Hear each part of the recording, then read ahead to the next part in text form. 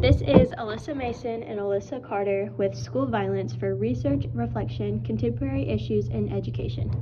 Alright, so the definition of school violence is youth violence that occurs on school property on the way to or from school or school-sponsored events or during a school-sponsored event. Other forms of violence, such as gang violence and assault, with or without weapons, can lead to serious injury or even death. That's from the CDC. So, school-associated violent deaths are rare, but not non-existent. There's one case that has really stuck out to me, the Sandy Hook shooting on December 14, 2012 in Newtown, Connecticut. There are many reasons why your actions towards others matter and why they could lead to a tragic ending.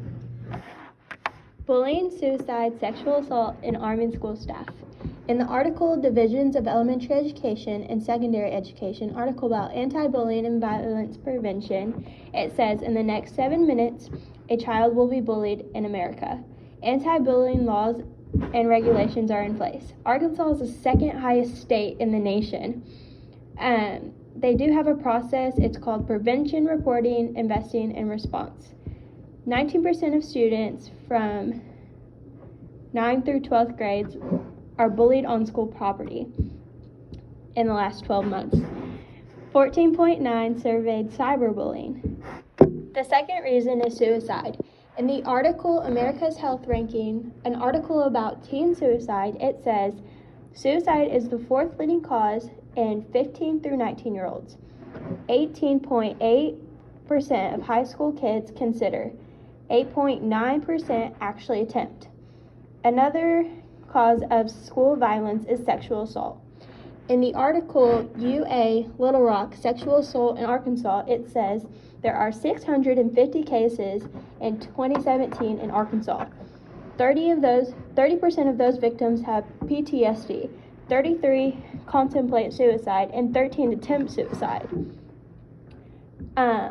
Arming school staff. In the article CNBC Arming of School Staff, it says concealed carry is possibly okay.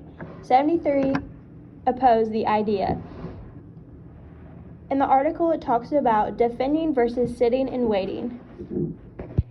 So, Alyssa Carter, what do you think about schools wanting to possibly arm their staff? I think that arming the staff is it's such a controversial topic because it's not very popular nowadays, but as a future teacher and wanting the best for my students, I think I would want to arm myself, but in a very safe way. So, because I really thought about it at one time, and I didn't know how I would think about it because it's very controversial. And so, what would you think about it? I mean, honestly, I have thought about it a lot too, and as a future educator, I think it's important that nowadays that school shootings are so common, it's important that we are able to defend the students in our classroom because we are responsible for their lives. And I think if we do it as a very safe and cautious way of having like good protocols and stuff, I think it's definitely something to consider and have a conversation about. So where do you think you'd keep it? I definitely would keep it really, really hidden. I actually probably would not tell a lot of people I have it. Obviously, I would tell who I need to, like principals, superintendents, and like people like that. But I think I'd probably keep it in like a locked drawer, in a lock safe, and not let the students know about it, just to keep it hidden and safe. Right. Where do you think you would keep it? I hadn't actually thought about that, but probably the same thing as you, very hidden, very safe, because I know that a ton of parents are very against teachers having guns in the classroom. And so. Yeah, in an article that I read, National Center of Education, a statistics article, it said that parents really weren't okay with having guns in the classroom. They said that they would actually pull their students out of public schools if guns were in the classroom, which I thought was really interesting. Yeah, that could also be a very good topic to talk about, because as a possible future parent, I could see where they're coming from as well. But I think it would just be something between you and the administrators, and then if they felt like you needed to tell the parents about it and have that conversation. Yeah, definitely. Okay, so going back to Sandy Hook, From the Sandy Hook Promise, which was a website that I found, I got these statistics. Each day, 8 children die from gun violence in America, and another 32 were shot and injured. And to add on to that, 4 out of 5 school shootings, at least one person knew about the attack plan, but failed to report it. That's really crazy because you wouldn't think that that many people would know about it, that horrible event. You'd think they'd want to report it. Yeah, definitely agree. So Adam Lanza was a 20-year-old that had done the shooting. So on December 14th, 2012, in Newtown, Connecticut, Adam Lanza, in the early hour mornings, he killed his mother and then went on to go to the school. So apparently he went to the elementary school when he was younger. And later they found out that he had some mental issues, so that's why he did that.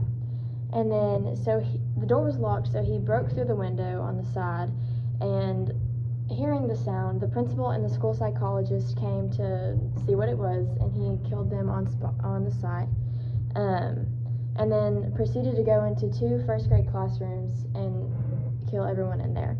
In total, he killed 28 people and injured 2 people, and eventually killing himself. All of this took place in 10 minutes.